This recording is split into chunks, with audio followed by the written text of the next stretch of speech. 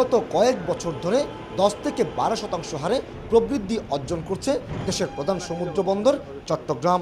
সেই অনুযায়ী 2018 সালে 20 লাখ এবং 2020 সালের মধ্যে 25 লাখের বেশি কন্টেনার হ্যান্ডেলিংয়ের লক্ষ্যমাত্রা নির্ধারণ করা হয়। কিন্তু গত বছর 2018 সালে বন্দর কর্তৃপক্ষ হ্যান্ডেলিং করেছে 29,03,000 কন্টেনার। এর আগে 2016 সালে কন্টেনার হ্যান্ডেলিং 20 লাখ ছাড়িয়ে যায়।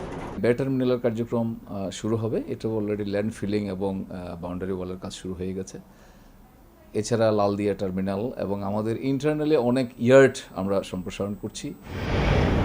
আগে চট্টগ্রাম বন্দরে আসা প্রতিটি জাহাজকে সর্বনিম্ন 72 ঘন্টা থেকে সর্বোচ্চ 7 দিন পর্যন্ত পণ্য খালাসের জন্য অপেক্ষা করতে হতো, ফলে জাহাজ মালিকদের ক্ষতির মুখে পড়তে হতো।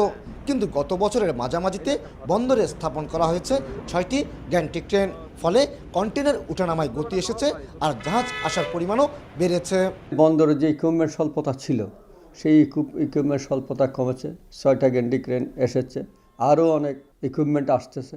এগুলি হলে পরে আমাদের যে এক্সপোর্ট এবং ইম্পোর্ট দুইটারই কিন্তু সক্ষমতা বাড়বে। এদিকে গত কয়েক বছর ধরে রাজনৈতিক স্থিতিশীলতার পাশাপাশি কয়েকটি নতুন জেটি এবং ইয়ার্ড সক্রিয় হয় বন্দরে প্রবৃদ্ধি বাড়ছে বলে মনে করছেন বন্দর ব্যবহারকারী এই ব্যবসায়ী। বন্দরের যে কার্যক্রম যেভাবে হচ্ছে এগিয়ে যাচ্ছে, সেখানে আপনার 2020 সালে যেটা সম্পন্ন হওয়ার কথা ছিল, ভলিউম যেটা হওয়ার কথা ছিল, যেটা আমরা 2018 সালে এটা হয়ে গেছে। এটার মূল কারণ হলো রাজনৈতিকভাবে খুব একটা অস্থিতিশীল দেশ ছিল না।